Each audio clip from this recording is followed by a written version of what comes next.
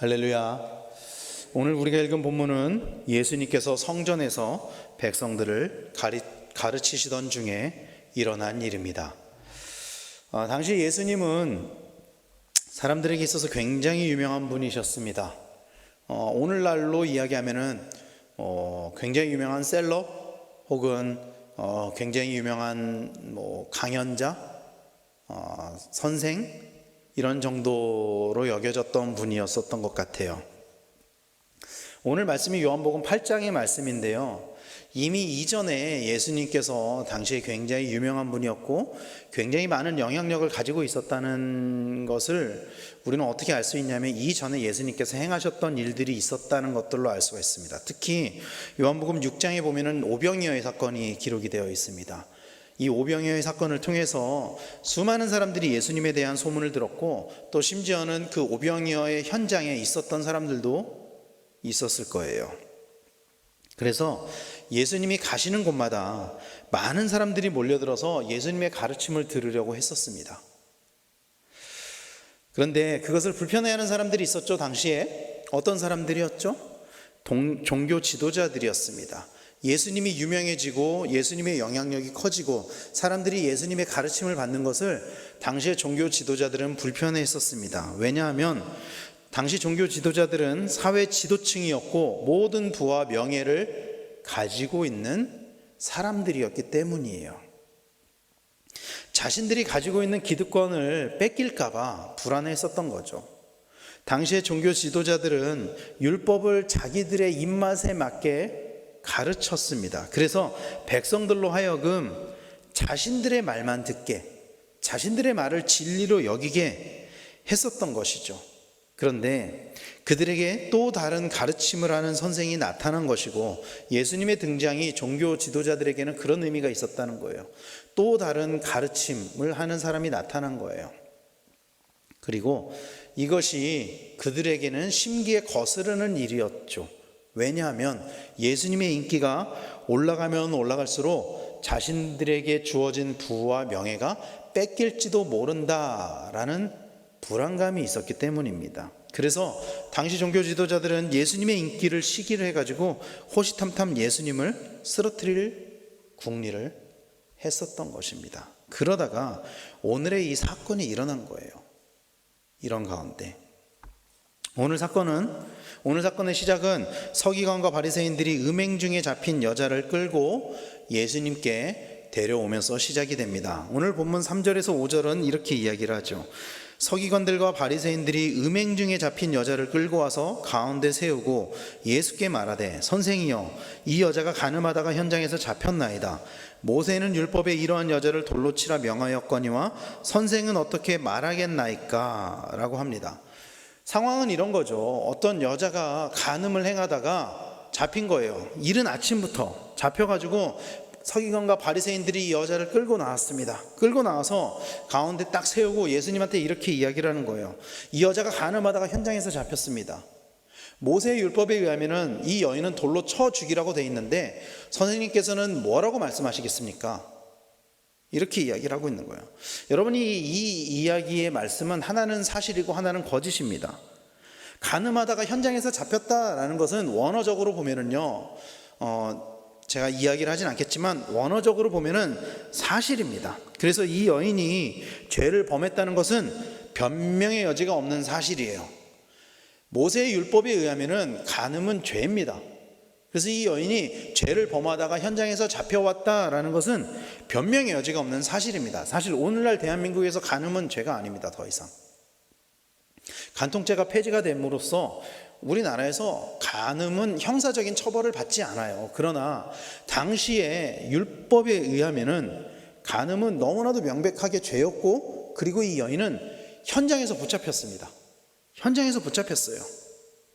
그런데 이 서기관과 바리새인들의 말 중에 거짓이 무엇이냐면은 모세의 율법에 여자를 돌로 치라, 이것은 거짓입니다.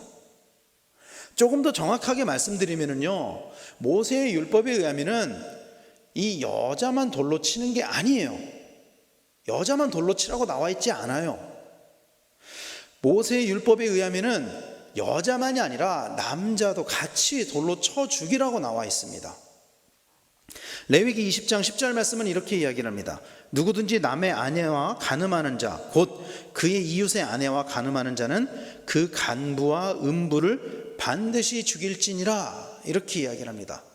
또 신명기 22장 22절에서도 어떤 남자가 유부녀와 동침한 것이 드러나거든 그 동침한 남자와 그 여자를 둘 다 죽여 이스라엘 중에 악을 제할지니라, 이렇게 이야기를 하고 있습니다. 둘 다 죽이라고 이야기를 하고 있죠. 둘 다 죽이라고. 그래서 율법에 의하면은 여자만 죽이는 것이 아니에요. 여자만 죽이는 것이 아니라 남자도 돌로 쳐서 죽여야 하는 거예요. 근데 오늘 본문을 보면 서기관과 바리새인들이 같이 간음을 한 남자는 데리고 오지 않은 것 같아요. 여자만 데리고 왔어요. 왜 남자는 데리고 오지 않았을까요? 사실 성경에는 그 이유가 기록되어 있지 않아요. 성경에는 그 이유가 기록되어 있지 않습니다. 도망쳤을 수도 있고요, 남자가. 아니면은 혹은 남자가 그들과 아는 사이여서 봐줬을 수도 있고. 근데 오늘 성경 본문은 그들이 이 여인을 데리고 나온 의도를 명확하게 이야기를 하고 있어요. 그 의도를 명확하게 이야기를 하고 있어요. 그들은 예수님을 곤란하게 만들 생각, 이게 그들이 여인을 데리고 나온 의도였어요. 그래서 그들의 초점은 이 남자와 여자, 가늠한 사람들에 있지 않았어요. 어쩌면은 그들은 예수님을 골탕 먹일 생각, 거기에만 매몰이 돼 있어가지고 약자인 여자만 끌고 왔을지도 몰라요. 그들은 자신들의 의를 내세워서 율법의 조문을 가지고 예수님을 괴롭히기 위해 여인을 데리고 왔어요. 사실은 남자도 데리고 왔어야 했지만 그들의 목적은 처벌하는 것이 아니었기 때문에 일단 데리고 온 거죠. 그들의 목적은 여인을 죽이는 것이 아니었어요. 사실 예수님을 곤란하게 만드는 것이었습니다. 율법을 지키는 게 그들의 목적이 아니었어요. 예수님을 곤란하게 만드는 게 그들의 목적이었습니다. 그들이 여인을 데리고 온 기준은요, 오직 율법이었어요. 율법. 그런데 그들은 하나님께서 이스라엘 백성들에게 율법을 주신 이유가 무엇인지를 명확하게 모르고 있었던 것 같습니다. 이 서기관과 바리새인들은 당시에 그 누구보다도 율법을 잘 알고 있는 사람들이었습니다. 그래서 서기관을 다른 성경 번역에서는 율법학자라고 번역을 하기도 하거든요.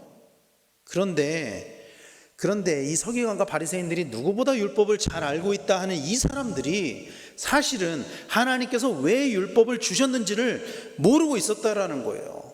그들이 생각하는 율법의 정신, 율법의 가치는 공의였어요. 공의. 죄를 범했으면 처벌을 받는 것이 율법의 정신이라고 여겼습니다. 그래서 그들이 가지고 있는 그 자기들의 생각에 의해서 수많은 사람들을 율법으로 너는 죄인이야, 너는 잘못했어, 이렇게 정죄했었어요. 그러나 여러분, 율법의 정신은 사랑이라는 것을 믿으시길 바랍니다. 하나님께서 율법을 주신 이유는 사랑이에요. 그들은 율법의 법조문은 알고 있었지만 율법을 제정하신 하나님의 근본적인 의도를 모르고 있었습니다. 하나님께서 율법을 주신 이유는 너무나도 명백하게 사랑입니다. 이스라엘 백성들을 정죄하기 위해서 율법을 주신 게 아니라 이스라엘 백성들을 구별하기 위해서 율법을 주신 거예요. 하나님의 백성으로 구별하기 위해서 율법을 주신 거예요. 그러나 율법을 연구했다 했던 그 사람들, 서기관과 바리새인들은 하나님이 주신 율법을 읽으면서도 자신들의 지위를 지키기 위해서 그것을 어떻게 이용했냐 하면은 다른 사람들을 정죄하는 데 이용했다는 거예요. 다른 사람들을 깎아내리는 데 이용했다는 거예요. 우리는 율법을 잘 지켜. 근데 너희들은 율법을 못 지키지. 그러니까 너희들보다 우리가 훨씬 더 거룩하고 우리가 훨씬 더 뛰어난 사람들이야. 하나님 앞에서 인정받는 사람들이야. 이렇게 여겼다라는 것이죠. 사랑하는 성도 여러분, 율법은 형벌을 가하기보다 죄를 방지하는 데 더 큰 비중을 두고 만들어졌다라는 사실을 우리는 기억해야 됩니다. 그래서 바리새인들과 서기관들은 다른 사람의 내부에 있는 그 악함, 잘못은 보면서 자신의 죄악은 보지 못하는 어리석음을 범하고 있었다라는 거예요. 예수님께서는 이렇게 말씀하셨죠. 요한복음 6장 42절에 너는 네 눈 속에 있는 들보를 보지 못하면서 어찌하여 형제에게 말하기를 형제여 나로 네 눈 속에 있는 티를 빼게 하라 할 수 있느냐. 외식하는 자여, 먼저 내 눈 속에서 들보를 빼라. 그 후에야 네가 밝히 보고 형제의 눈 속에 있는 티를 빼리라. 이게 딱 서기관과 바리새인들을 향한 말씀인 거죠. 그렇게 여인을 끌고 온 서기관과 바리새인들을 향해서 예수님께서는 뭐라고 말씀하셨냐면은 그들에게 너희 중에 죄 없는 자가 먼저 돌로 치라, 이렇게 말씀하셨어요. 너희 중에 죄 없는 자가 먼저 돌로 치라. 이 말씀을 통해 우리는 예수님께서 율법을 폐하러 오신 것이 아니라 완성하러 오신 그 의도를 우리는 알 수 있습니다. 마태복음 5장 17절에는 내가 율법이나 선지자를 폐하러 온 줄로 생각하지 말라. 폐하러 온 것이 아니요 완전하게 하려 함이라, 이렇게 말씀하셨거든요. 예수님께서는 하나님께서 율법을 주신 의도를 명확하게 알고 계셨죠. 그렇기 때문에 그 율법이 이 여인을 처벌하는 데 목적이 있는 것이 아니다라는 것을 알고 있었습니다. 예수님께서는 그 율법을 너무나도 완벽하게 알고 계셨고 율법의 의도를 완벽하게 알고 계셨기 때문에 그 율법을 완성하러 오셨기 때문에 이 자리에서 바리새인과 서기관들, 또 그 자리에 모인 사람들에게 이렇게 말씀하신 거예요. 너희 중에 죄 없는 자가 먼저 돌로 치라. 예수님의 답변으로 인해 오히려 질문을 던진 자들이 궁지에 몰리게 됐죠. 여러분, 근데 생각해 보십시오. 사실 간음죄가 가지고 있는 특성은 은밀함이에요. 은밀함. 그래서 보통 간음죄는 증인들이 없는 것이 정상입니다. 오늘날에야 이렇게 간통을 하거나 간음을 하거나 그러면은 사진 자료, 영상 자료 이렇게 증거를 남기고 그런 것들이 일반화되어 있지만 당시만 하더라도 그런 게 전혀 없었잖아요. 그래서 간음죄는 일반적인 경우에는 증인들이 거의 없었어요. 그러나 이 사건에서는 증인들이 있었어요. 그리고 당시의 모든 재판의 증인은 한 사람, 단수의 사람은 증인으로 인정이 되지 않았어요. 복수의 사람만이 증인으로 인정이 됐습니다. 이 간음죄 사건에 복수의 증인이 있었다는 것은 아마도 예수님을 함정에 빠뜨리기 위해 이런 상황을 만들었거나 혹은 기다렸거나 아니면 간음 행위를 암묵적으로 그것들이 일어나는 것을 보면서도 묵과하다가 그것을 현장에서 끌고 온 것이라고 볼 수 있다라는 것이죠. 어느 쪽이건 간에 예수님을 무고하려고 했던 사람들에게 곤란한 상황이 된 것입니다. 이른 아침부터 그 상황을 만들어서 예수님을 골탕 먹이려고 했던 사람들이 곤란하게 된 것이죠.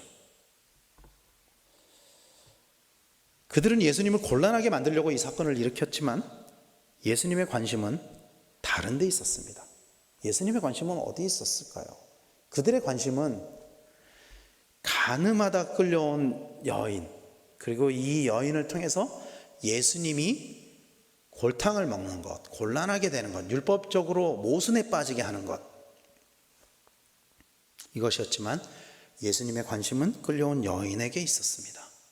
더 정확히는 이 여인의 죄의 문제에 관심이 있으셨고 이 여인이 죄에 매여 있는 것을 안타깝게 여기셨던 거예요.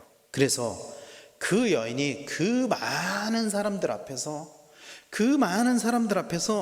죄인으로 정죄당하는 것, 낙인 찍히는 것을 그냥 두고 보지 않으셨다라는 것입니다. 사람들은요, 그 여인을 보고 간음한 여인 이렇게 낙인을 찍었지만 예수님은 그조차도 해방시켜 주시기를 원하셨다라는 것입니다. 여러분, 사람들이 했었던 이런 행위, 다른 사람들에게 넌 죄인이야, 너는 이런 죄가 있어, 이렇게 낙인 찍는 것을 정죄함이라고 이야기를 합니다. 이것은요, 하나님께서 우리에게 하신 선언과 정반대에 있어요. 하나님께서 우리에게 하신 선언은 믿음으로 말미암아 의롭게 되었다, 이것이죠. 이것을 칭의라고 합니다. 칭의와 정죄는 정반대에 있어요. 정반대에 있는 선언이에요. 사실 이 정죄라는 개념 자체가 성경에 없는 개념은 아니에요. 성경에도 있습니다. 그리고 정죄를 당하는 것도 성경에서 이야기를 해요. 정죄를 당하는 이유에 관해서 신약 성경에서는 다양한 이유를 이야기를 합니다. 이런 것들 때문에 정죄를 당한다. 그 이유를 몇 가지를 이야기하는데 첫 번째는 범죄함으로 정죄를 당한다, 그렇게 이야기를 해요. 로마서 5장 16절에서 18절 말씀을 우리말 성경으로는 이렇게 번역하고 있습니다. 또 이 선물은 범죄한 한 사람으로 말미암은 것과 같지 아니하니 심판은 한 사람으로 말미암아 정죄에 이르렀으나 은사는 많은 범죄로 말미암아 의롭다 하심의 이름이니라. 한 사람의 범죄로 말미암아 사망이 그 한 사람을 통하여 왕노릇하였은즉 더욱 은혜와 의의 선물을 넘치게 받는 자들은 한 분 예수 그리스도를 통하여 생명 안에서 왕노릇하리로다. 그런즉 한 범죄로 많은 사람이 정죄에 이른 것 같이 한 의로운 행위로 말미암아 많은 사람이 의롭다 하심을 받아 생명에 이르렀느니라. 이렇게 이야기를 합니다. 한 범죄로 많은 사람이 정죄에 이르렀다, 이렇게 이야기를 하고 있습니다. 한 사람의 범죄로 말미암아 모든 사람이 죄인이 되었다, 그렇게 이야기를 하고 있는 것이죠. 죄를 범했기 때문에 죄인이라고 정죄를 받는 것이다, 그렇게 성경은 이야기를 하고 있는 것입니다. 또 두 번째는 교만함 때문에 우리가 정죄함에 이른다, 정죄함을 당한다, 그렇게 이야기를 하고 있습니다. 디모데전서 3장 6절에서는 또 개종한 지 얼마 되지 않은 사람도 안 된다. 이것은 그가 교만해져서 마귀의 정죄에 빠질 우려가 있기 때문이다 라고 이야기를 하고 있습니다. 교만함 때문에 마귀의 정죄에 빠질 우려가 있기 때문이다. 교만은 우리를 정죄함으로 인도할 수 있습니다. 여러분 기억하십시오. 예수님께서는 먼저 겸손하심으로 말미암아 우리에게도 겸손함을 요구하셨어요. 우리에게도 낮아짐을 요구하셨습니다. 교만은 주님을 닮아가는 것을 반대하는 것입니다. 교만은 예수님을 닮아가는 것에 반대가 되는 거예요. 예수님을 닮아가는 그 길에 반대로 가게 만드는 것입니다, 교만이. 그래서 세 번째는 그리스도를 거절함으로 정죄함에 이른다라고 성경은 기록하고 있습니다. 마가복음 16장 16절에 믿고 세례를 받는 사람은 구원을 얻을 것이요 믿지 않는 사람은 정죄를 받으리라, 그렇게 이야기를 하고 있습니다. 여러분, 이 말씀에 의하면요, 이 정죄함, 죄로 말미암아 우리가 얻게 된 그 정죄함에서 벗어날 수 있는 길은 예수 그리스도를 믿는 것입니다. 믿으십니까? 예수 그리스도를 믿지 않기 때문에 정죄함을 받는다라고 이야기를 하거든요. 그 이야기는 예수 그리스도를 믿음으로 그 정죄함에서 해방될 수 있다, 그렇게 이야기를 하고 있는 것입니다. 그 믿음, 예수 그리스도를 믿는 그 믿음이 우리를 정죄함에서 구원해 줄 줄로 믿으시기를 축원합니다. 네 번째는 회개하지 않기 때문이라고 성경은 이야기합니다. 누가복음 11장 32절에 심판 때에 니느웨 사람들이 일어나 이 세대 사람을 정죄하리니 이는 그들이 요나의 전도를 듣고 회개하였거니와 요나보다 더 큰 이가 여기 있느니라. 죄를 범한 사람들이 회개하지 않으므로 정죄함을 얻게 된다, 성경은 이렇게 이야기를 하고 있는 것이죠. 결국 이 네 가지의 이유는 한 가지와 연관이 되어 있습니다. 그것은 죄입니다. 이 정죄함은 결국에는 죄의 문제와 관련이 있다라고 성경은 이야기를 하고 있는 거예요. 그래서 이 모든 정죄함의 근본적인 이유, 우리가 이 정죄함 가운데 빠질 수밖에 없는 그 근본적인 이유에 관해서 로마서에서는 이렇게 이야기를 하고 있습니다. 로마서 7장 22절 23절 말씀에 내 속사람으로는 하나님의 법을 즐거워하되 내 지체 속에서 한 다른 법이 내 마음의 법과 싸워 내 지체 속에 있는 죄의 법으로 나를 사로잡는 것을 보는도다, 이렇게 이야기를 하고 있습니다. 결국 이 정죄함이 어디에서부터 시작되느냐? 우리의 마음속에서부터 시작된다는 거예요. 우리 마음속에 정죄함의 씨앗이 자리 잡고 있다라는 것입니다. 이 죄의 문제가 나로부터 시작된다는 거예요. 나로부터. 우리 마음속에서는 하나님의 법과 죄의 법이 싸우고 있다라고 이야기를 하고 있습니다. 바울은 그렇게 이야기를 하고 있어요. 우리 마음속에서 하나님의 법과 죄의 법이 싸우고 있다. 우리가 죄의 법을 따를 때 우리는 정죄함을 얻을 수밖에 없다, 성경은 그렇게 기록을 하고 있다는 것입니다. 그러나 반대로 우리가 하나님의 법을 따를 때 우리에게 정죄함이 없다라고 또한 성경은 이야기를 하고 있습니다. 우리가 좀 전에 읽은 말씀이 로마서 7장 22절 23절 말씀, 로마서 7장의 후반부 말씀인데요, 이 말씀은 우리가 정죄함 가운데 있다라는 것을 강조하기 위해서 쓴 말씀이 아닙니다. 이 말씀은 오히려 우리가 정죄함 가운데 해방되었다라는 것을 이야기하기 위해서 쓴 말씀이에요. 사도 바울은 우리가 하나님의 법을 따를 때 더 이상 정죄함이 없다라고 이야기를 합니다. 로마서 8장 1절 2절 말씀에, 그래서 로마서 8장으로 딱 넘어가면서 이렇게 이야기를 해요. 그러므로 이제 그리스도 예수 안에 있는 자에게는 결코 정죄함이 없나니 이는 그리스도 예수 안에 있는 생명의 성령의 법이 죄와 사망의 법에서 너를 해방하였음이라, 이렇게 이야기를 하고 있습니다. 예수 그리스도를 따르는 법은 생명의 법이고 죄를 따르는 법은 사망의 법입니다. 믿으십니까?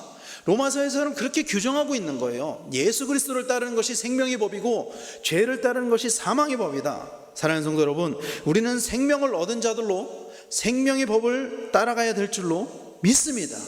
그것이 구원받은 자의 삶이라는 것을 믿으시기를 축원합니다. 교회를 다니는 사람이라면요, 여러분, 그래서 당연히 이 생명의 법을 따라야만 하는 거예요. 예수 그리스도의 법을 따라야만 하는 것입니다. 이것이 정죄함에서 해방되는 것이기 때문입니다. 오늘 본문에서 바리새인들과 서기관들은 스스로를 하나님의 이름을 일컫는 자요, 하나님의 정의를 옹호하는 자로 자처했습니다.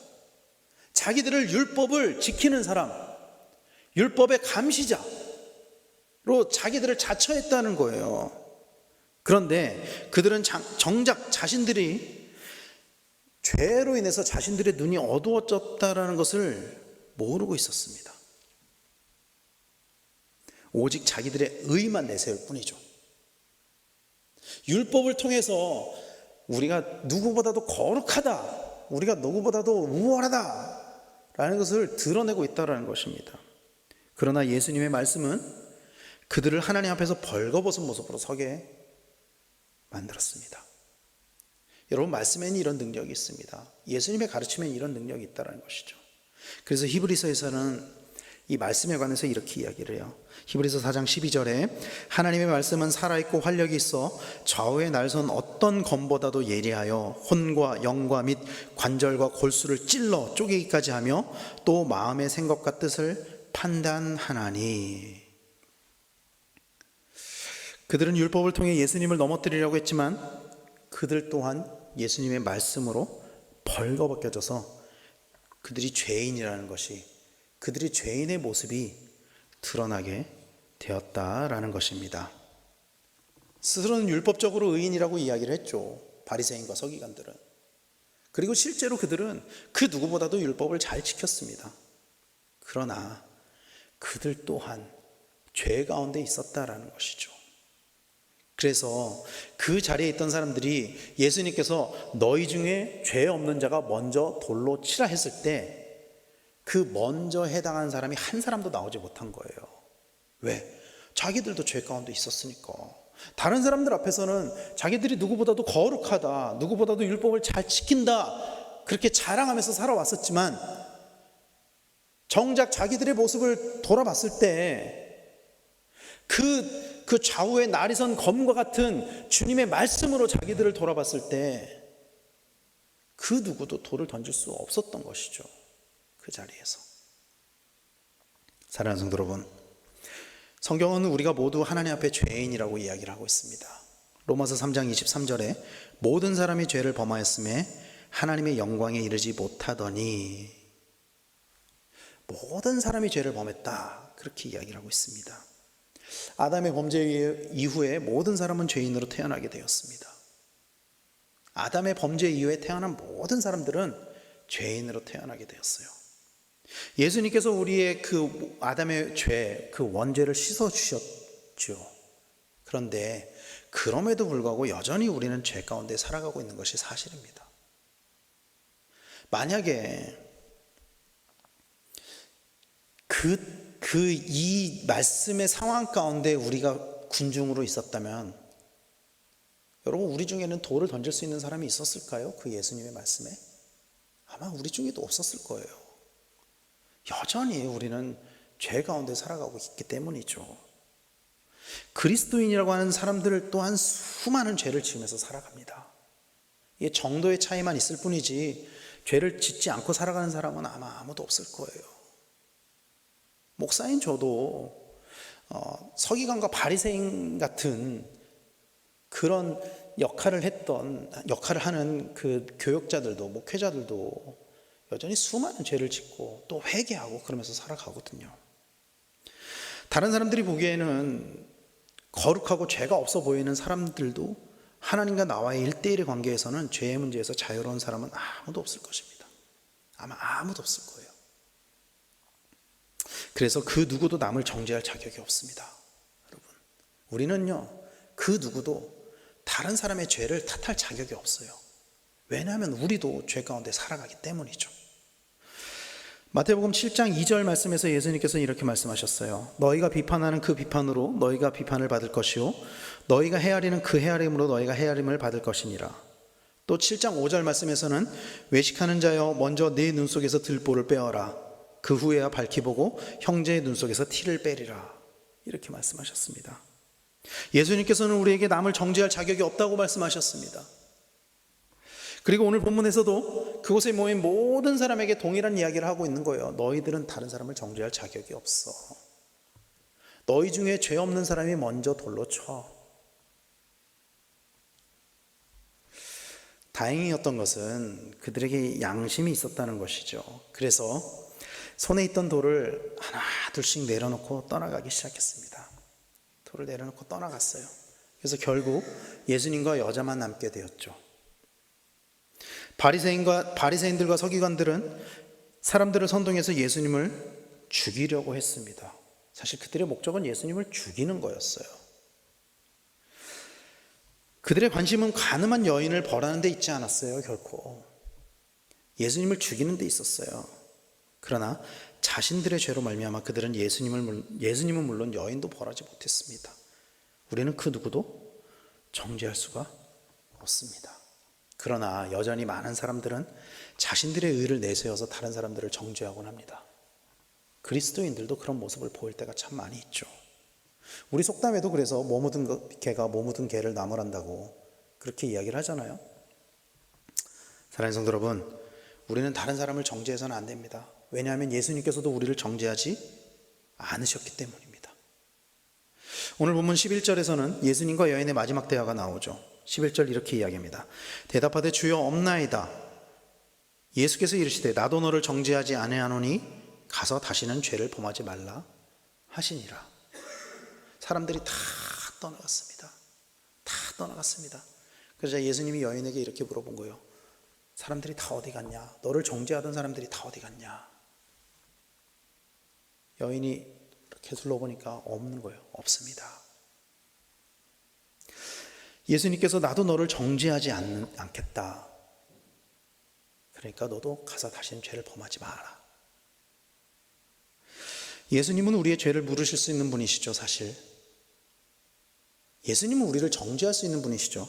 왜냐하면 예수님은 죄가 없으신 분이시기 때문입니다. 또 예수님께서는 우리를 위해 십자가에 못 박히신 분이시기 때문입니다. 그래서 우리의 죄의 문제를 탓하실 수 있는 분이세요. 너의 그 죄 때문에 내가 십자가에 못 박혔어. 그렇게 말씀하실 수 있는 분이세요. 예수님은. 그러나 예수님은 우리의 죄를 묻지 않는다고 말씀하고 계세요. 이 여인의 죄도 묻지 않으셨습니다. 왜냐하면 예수님은 우리를 벌하러 오신 게 아니에요. 예수님은 당시에 율법을 지키지 않은 사람들을 벌하러 오신 게 아니라 모든 죄인들을 구원하시기 위해서 이 땅에 오셨기 때문입니다. 그렇기 때문에 우리의 죄를 묻지 않는다라고 말씀하고 계시는 거예요. 예수님이 정죄한 것은 가늠한 여인이 아니라 가늠 그 자체입니다. 사랑하는 성도 여러분, 예수님은 우리를 정죄하신 분이 아니라 예수님은 우리를 속량하시는 분이라는 것을 믿으시길 바랍니다. 갈라디아서 3장 13절에서는 이렇게 이야기합니다. 그리스도께서 우리를 위하여 저주를 받은 바 되사 율법의 저주에서 우리를 속량하셨으니 기록된 바 나무에 달린 자마다 저주 아래에 있는 자라 하였음이라. 예수님께서 우리를 속량하셨다라고 이야기를 하고 있습니다. 여러분, 속량 무슨 이야기죠? 무슨 뜻이죠? 속량? 값을 주고 건져내는 것을 의미하는 것입니다. 속량은요, 공짜로 얻는 것을 이야기하는 게 아니에요. 값을 치르고 건져내는 것을 이야기하는 것입니다. 이 속량이라는 단어가 당시 어디에서 쓰여진 단어인지 아십니까? 노예 시장에서 쓰여진 단어예요. 노예들을 값을 주고 살 때, 노예들을 값을 주고 사가지고 노예들을 자유케 하신 것처럼 예수님께서는 예수 그리스도의 피값으로 우리를 건져내시고 우리를 속량하시고 우리를 자유롭게 하셨다. 우리를 정죄함이 없게 하셨다. 우리를 정죄함에서 해방시키셨다. 성경은 그렇게 이야기하고 있는 것입니다. 그런 예수님께서 오늘도 우리에게 죄를 묻지 않으신다. 성경은 그렇게 이야기를 하고 있는 것입니다. 사랑하는 성도 여러분, 예수님께서 십자가에 못 박히심으로 말미암아 우리의 모든 죄가 정죄함에서 해방되게 되었습니다. 믿으십니까? 예수님은 그런 분이세요. 우리를 벌하시기 위해 이 땅에 오신 분이 아니세요. 우리를 구원하시기 위해 이 땅에 오신 분이세요. 그 예수님께서 다만 마지막에 이 여인에게 당부하신 게 있어요. 그게 무엇입니까? 다시는 죄를 범하지 말라. 다시는 죄를 범하지 말라. 성경은 죄사함을 받은 사람에 관해서 이렇게 이야기를 합니다. 고린도후서 5장 17절 말씀에 이렇게 이야기하죠. 그런즉 누구든지 그리스도 안에 있으면 새로운 피조물이라. 이전 것은 지나갔으니 보라 새 것이 되었도다. 이렇게 이야기를 합니다. 예수님을 만나고 예수님으로부터 정죄함에서 해방되고 그러면은 새로운 피조물로서 합당한 삶을 살아야 된다라는 것입니다. 그것은 죄와 멀어지는 삶입니다. 죄로 가는 그 우리의 삶의 방향을 돌이키는 삶입니다. 그래서 결국에는 하나님의 창조의 형상, 하나님께서 처음 아담을 만드셨을 때 죄가 없었던 그 모습을 회복하는 것입니다. 그것이 새로운 피조물입니다. 그것이. 사랑하는 성도 여러분, 새로운 피조물로서의 삶을 살아가시는 우리 성도님들이 되시기를 바랍니다. 예수님께서 이 땅에 오셔서 우리의 모든 죄가 사함을 받았습니다. 그래서 우리는 새로운 피조물이 되었습니다. 더 이상 범죄한 아담의 모습을 보이는 것이 아니라 하나님께서 우리를 창조하신 그 창조의 원형, 첫사람으로 그 새로운 피조물로서의 삶을 살아가는 우리 성도님들이 되시기를 간절히 축원합니다. 사실 이 땅에서 죄를 짓지 않고 살아가는 것은 거의 불가능합니다. 거의 불가능하죠. 왜? 우리는 연약하니까요. 우리는 새로운 피조물이 되었지만 또다시 타락하고 또다시 범죄하고 그것이 우리의 연약함 때문에 우리가 그런 삶을 반복하잖아요. 그러나 오늘도 수많은 그리스도인들이 자신들의 죄를 회개하며 하나님 앞에 거룩하게 살아가려고 노력하는 모습도 보이는 사람들이 있다라는 거예요. 그렇게 하나님 앞에서 거룩하기 위해, 하나님 앞에서 정결하기 위해 살아가는 사람들, 구별된 삶을 살기 위해서 살아가기 위해서 노력하는 사람들이 있다라는 거예요. 여전히 연약한 가운데서도 죄를 지을 수밖에 없는 인간의 연약함만 인정하는 것이 아니라 죄의 문제를 해결하신 예수님의 보혈을 인정하면서 살아가는 사람들이 있다라는 것입니다. 그래서 그 보혈을 의지하여 정죄함이 없는 삶을 살아가는 사람들이 있다라는 거예요. 사랑하는 성도 여러분, 예수님께서는 우리의 모든 죄를 사해 주시기 위해 이 땅에 오셨습니다. 그리고 그 예수님을 믿는 자들에게 결코 정죄함이 없다, 더 이상 죄인으로 낙인 찍히지 않는다 라고 이야기를 하고 있습니다. 성경이 그렇게 이야기를 하고 있습니다. 사랑하는 성도 여러분, 우리는 스스로 죄에 매여서 살고 있지는 않습니까? 혹은 스스로 자만해서 죄의 문제를 해결하지 않고 나는 거룩해, 나 정도면 됐지, 이렇게 살아가고 있지는 않습니까? 다시는 죄를 범하지 말라고 하셨던 그 예수님의 가르침을 다시 한번 묵상하시는 우리 성도님들이 되시기를 간절히 축원합니다. 그래서 여전히 우리가 반복적으로 짓고 있는 그 죄의 고리를 끊어버리고 죄로부터 멀어지는 그런 우리 성도님들이 되시기를 간절히 축원합니다. 죄의 문제에서 해방되어 날마다 하나님과 동행하며 날마다 그 창조의 원형으로 새로운 피조물로서의 삶을 살아가는 우리 성도님들 다 되시기를 예수 그리스도 이름으로 간절히 축원합니다. 기도하겠습니다.